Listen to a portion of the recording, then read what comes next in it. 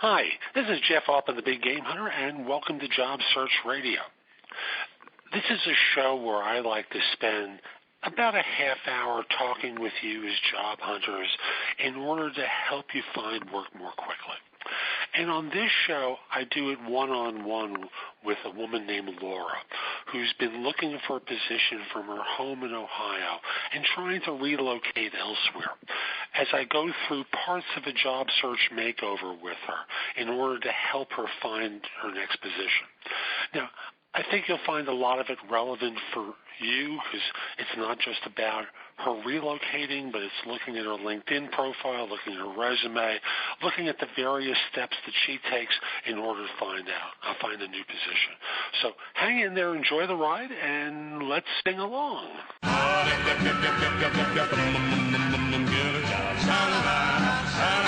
Are you looking for a new job or interested in leveling up? Job Search Radio is your go-to resource for insider tips on job hunting and growing your career. Here's your host, Jeff Altman. So my guest is Laura, a woman who works in international logistics and supply chain, and she is living in Ohio and working in Ohio, and she's going to be the focus of our show today. Laura, welcome to Job Search Radio. Great to have you. Hi, Jeff. Thanks for having me on the show. I'm super excited. How long have you been a fan of Job Search Radio? I've been listening to your show for about 10 to 12 months. Fabulous. I hope it's been helpful to you on the search. Yeah, it's been super helpful. I've got a lot of really great tips. Great. Glad to help. Now, tell everyone about the kind of work that you do in a little bit more detail than just the 3 words that I used, but not so many that they're going to want to click away, okay? Okay. Great. Well, I'm a very passionate supply chain and international logistics professional. And I've got about 20 years management experience, and I have a real zest for learning, and I love a challenge, which is one of the things you really get when you do international logistics. I've done work with over 30 some different countries, and it's a lot of fun. Terrific. Thanks for that introduction. So what happened that you're looking for a position now? Well, my previous position was eliminated, and that was thanks to the wonderful oil and gas industry. But that's okay. Great things to come. Absolutely true. Now, what have you been doing as part of your job search? How long have you been involved with it? What sort of strategies or tactics have you been using as part of your search? What's worked? What hasn't worked? Well, I've actually been actively looking off and on for about 10 to 11 months.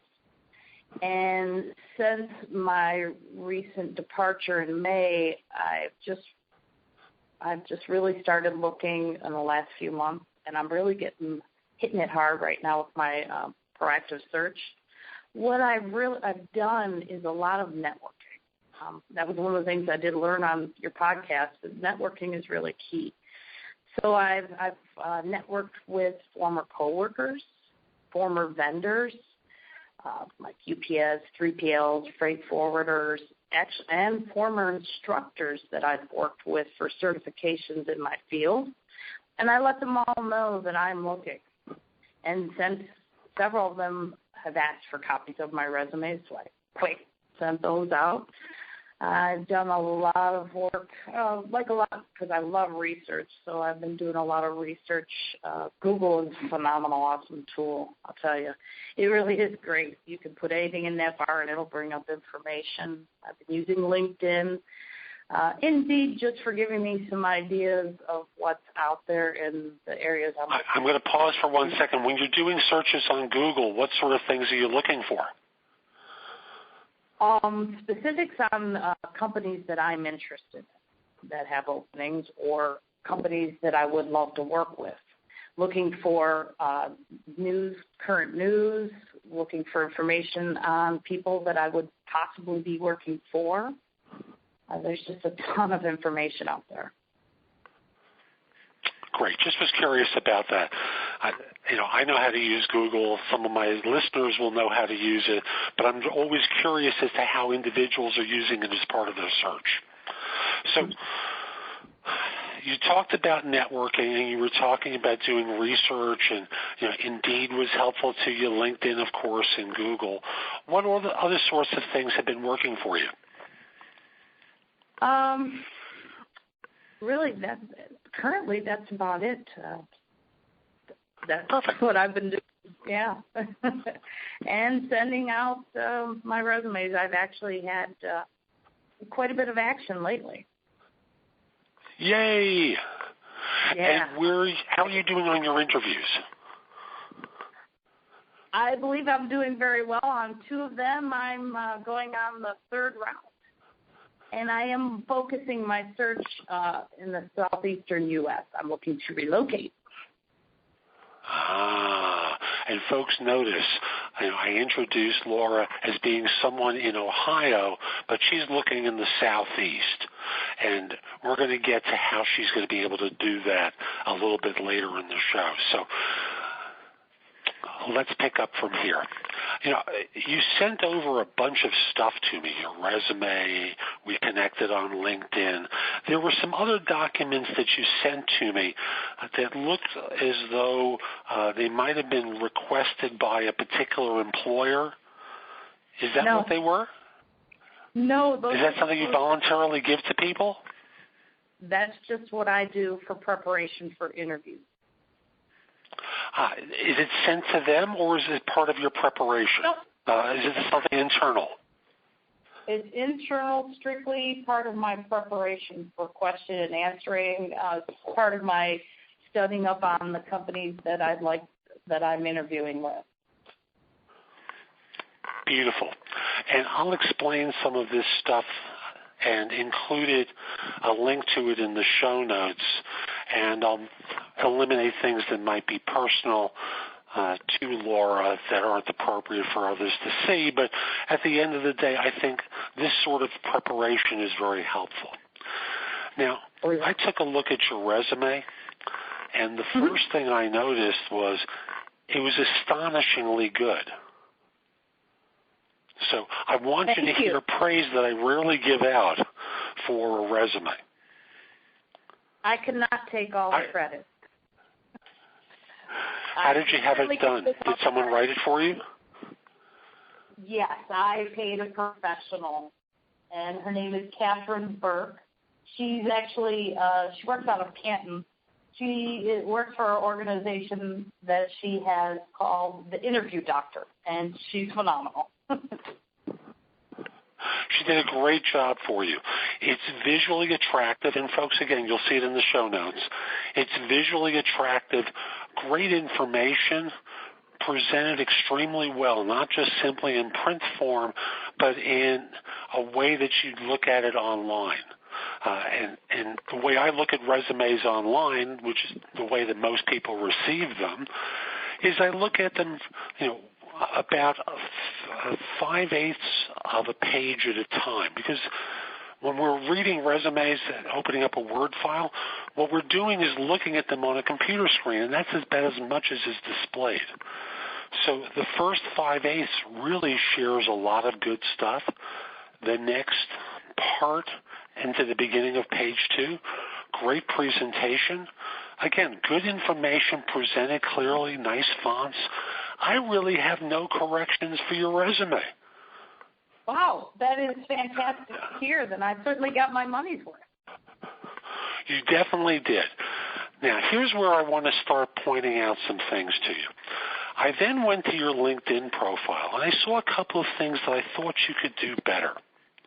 And folks, unless Laura gives me an okay, I'm not going to present a URL to her LinkedIn profile. You'll just have to trust me on this. So when I looked at your profile, I noticed a couple of things that were interesting. One, you did something I'm going to give you tremendous praise for, and that is you included your resume in your summary as a slide share presentation. And folks, if you're not familiar with SlideShare, LinkedIn bought SlideShare, and it's a service where you can put PowerPoints and presentations up on the web. And what Laura did here was include that in the summary area of her LinkedIn profile. Great job. Absolutely terrific job there. Thank you very much. Because what that does for a recruiter is they don't have to wait to call her. They're just able to download it right then and there. No time wasted. Now, there are a couple of things that we are going to go into, but first, my job search insider tip for this show. And it's about using Instagram as part of your job search. Instagram, the photo sharing thing for the Facebook bought? Yes, Instagram. There's a way to use Instagram very nicely as part of your search. And it's not like you're going to find lots of jobs there. But this is a place where you can do lots of research and connect with a lot of people in a place where they're not used to being connected with. And they love being followed, and firms love to be followed. So the way to do it on Instagram is in the search function. You start searching with hashtags. So you might try hashtags like recruitment, help wanted, hiring. So it's hashtag hiring, hashtag help wanted, hashtag recruitment. There are others as well. And start looking for firms that are listing positions there or providing information about themselves, and follow them and regram their stuff. It's the equivalent of retweeting on Twitter. And firms will start to notice that you're following them. And you'll be able to start engaging in relationships with people there where you're messaging people, because, of course, you can comment on what you're seeing there. And thus firms will notice you and begin to respond to you. It's, again, the idea of building relationship and networking and being able to ask people for advice about things that they're looking at. So that's my tip for this show. Let's come back to Laura and learn about some of the things that I think she could do better. Now, when firms are looking at LinkedIn, LinkedIn is the venue where they're doing the hunting, where they're looking for people, and they're doing the outreach. When you're sending a resume, you're being the hunter. You're the one who's submitting your resume. And your document for sending out a resume, your resume is a terrific document. Great job. Now, the LinkedIn profile is less good. And here's why. The first mistake I saw you made was, although your resume is there, put your email address and phone number in the summary area. That's a small detail, but don't make them go to the trouble of opening up the resume doc first. Just give them the information. Now, here's the bigger one. And this was a subtle thing that I picked up on, but I was looking around. And I was looking at your endorsements. Now, your resume is being very clear about international logistics and supply chain. But when I scrolled down, I saw logistics as having 30-some-odd endorsements, but international logistics had 4. I need to get more. Some firms will pick up on that being incongruent. And thus, my suggestion to you would be reach out to some of the ones who endorsed you for logistics and ask them to come back and endorse you for international logistics. Sounds good. Get that number up above where you were previously with just the logistics category.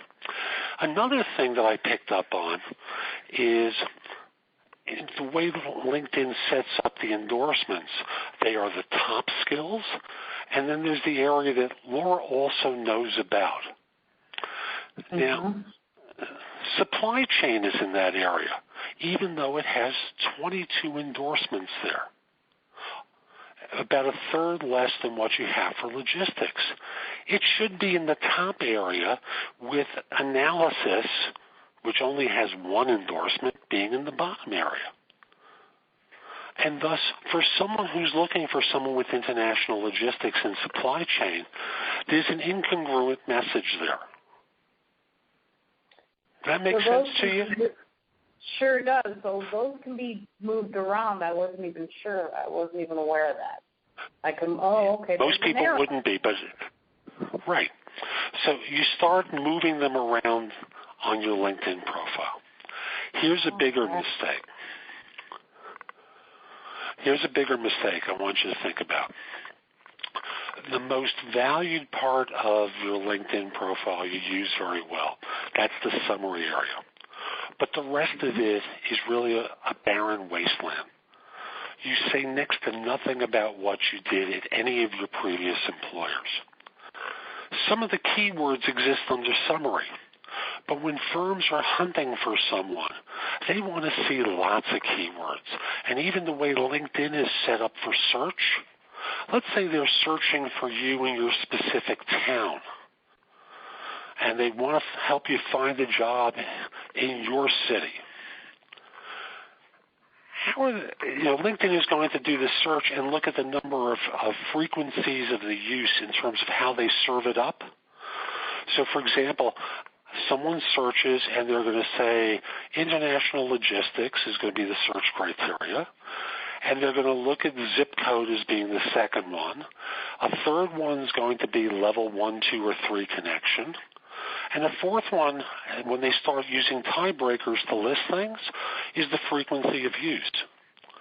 So for the term international logistics, for example, you need to mention it more often on your profile and to use the area underneath each of your employers to describe your work, because right now there's nothing there. Exactly zero. Got it. So for a firm looking for you, they might never find you. And that's unfortunate because you have a lot that, I think firms in this space would really like. Super. So Thank you for your that LinkedIn profile, I apologize, I interrupted you. No. Thank you. No, that's some really great information. And you're not the only one I run into who makes that same mistake. They put everything into the summary area, just list their employers and dates underneath that, and they consider it's done. But you have to think like a search engine here. And the LinkedIn search engine is the one that firms are using to find individuals. They're going to advanced search. They're searching by zip code. They're searching by skill set. They're searching by employer sometimes and name. They're trying to find someone with a particular background in a particular geographic area. And you've made it harder for them to do that. So your LinkedIn profile really needs some work, and you can pull much of the same material from your resume and just stick it in under each employer. Fantastic. Great. So what surprises have you had on interviews so far?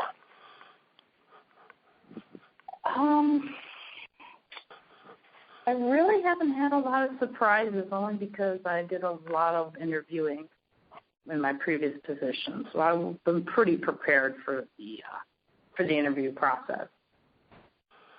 Good. Just wanted to check about that. Now, let's come back to long-distance job search. And I know we spoke about this before as we were talking about doing this as a makeover. And you're in Ohio, and you're looking for something in the Carolinas, for example. Correct. What did you decide to do in order to demonstrate that interest? Well, to demonstrate that interest in my cover letters, I let them know that I am looking to relocate in a certain region, and that I am ready and able to move in a moment's notice, that I can go ahead and I can be available for them for the opportunity, for the right opportunity. Terrific. And what about on your resume? What change did you make there? Well, and as you noticed before, the change that I did not put my current address there, and I took that off. Instead, what did you use? Well, I just used my telephone number and also my email address, and that was some advice I wanted to see from you is what would be the proper heading for somebody like me looking to relocate? Well, interestingly, I pulled your resume from SlideShare, and it had an address in Raleigh. I had used a friend's address for a couple of the positions in Raleigh that I was looking to get a position with. And, folks, that's one of the things that you can do as well if you're trying to do long-distance job hunting. If you have a friend that you might stay with while you're interviewing, if you have a parent who has a home in that area, you can use their address. You can get a Google Voice number for that area code to demonstrate proximity. And then from there, as soon as you're contacted, while the first interview is going on, you can make it very clear to the employer that you're someone who's actually outside the area who's trying to move there. And you listed an address that you'd be staying in whenever that time comes, but you're actually outside the region. So this way, if a firm is doing a search for you, and let's say you posted this same resume on a job board, they're going to search by area code, right, folks? So, I'm sorry, not area code, zip code. Used the wrong term there. So they'll search for the 27612 zip code and someone, let's say, within 30 or 50 miles of that zip code, and lo and behold, Laura will come up. So got it. So it's a nice approach, and again, using Google Voice allows you to have a phone number that can be in that area code or in that zip code. I keep referring to the wrong term there. Great. That was another question I had was about the area code. So Google Voice provides that. Right. Google.com/voice. You sign up for it. You need to have some version of Gmail or Google account, and are able to get a phone number for that region or that area. So you'll specify an area code that you're looking for something in. They'll offer up some numbers, select one that makes sense for you, and it works like a charm. Fantastic. Then you can configure Google Voice to forward to whatever number you want. So that becomes the number that you give out on your resume. Okay. And you can have it forwarded to your landline, you can have it forwarded to your office, you can have it forwarded to your cell phone, or all of them together.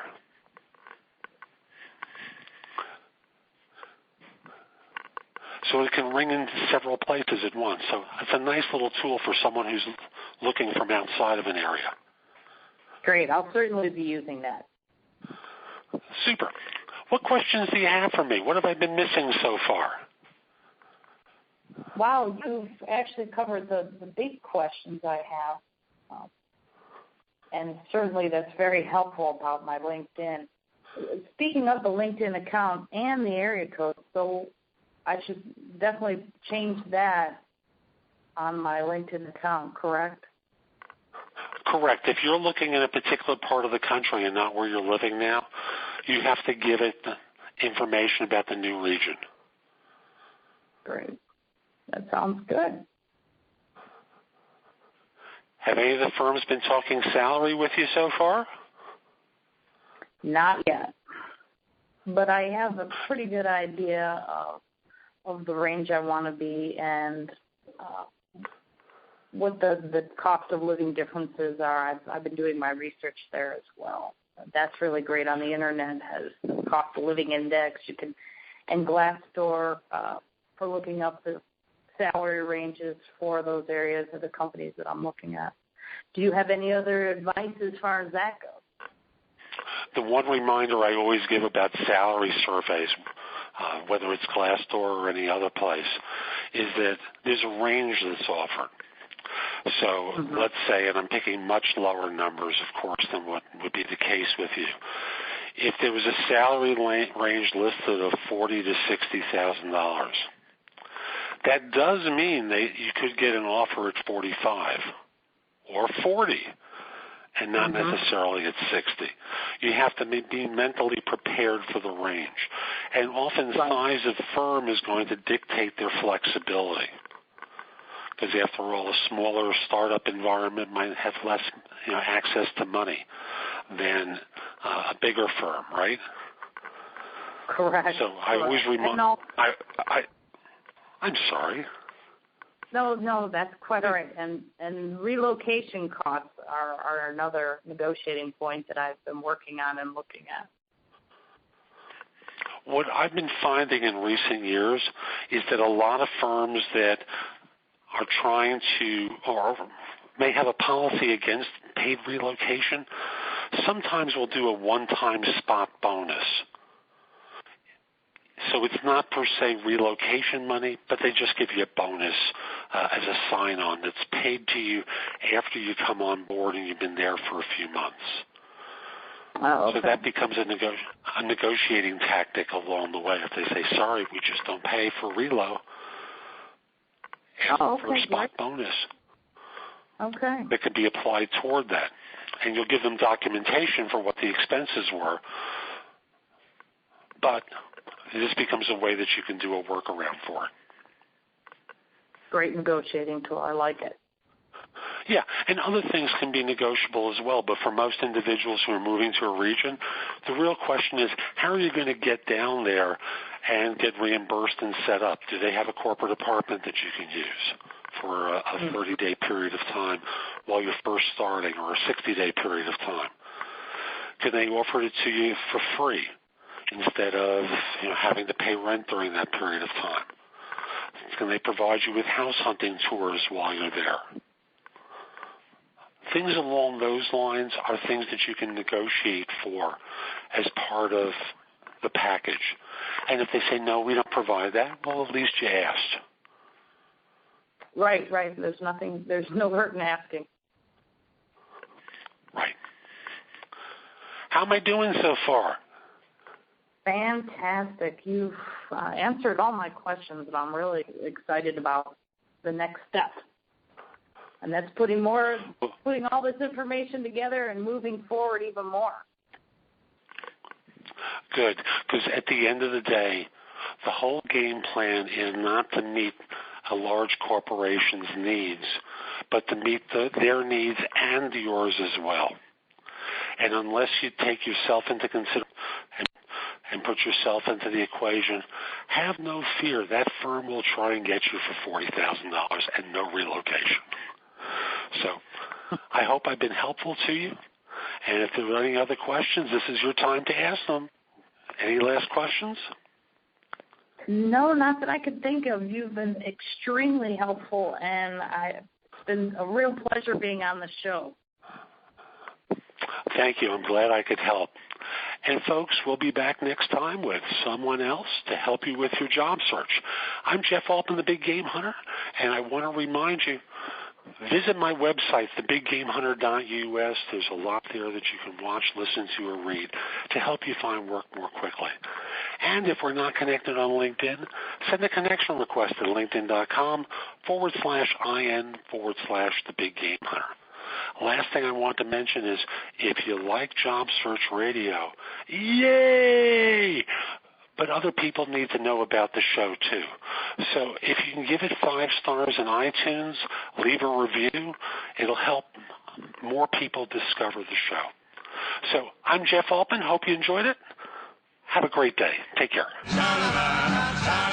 For more job search advice, visit Jeff's website at thebiggamehunter.us. That's thebiggamehunter.us.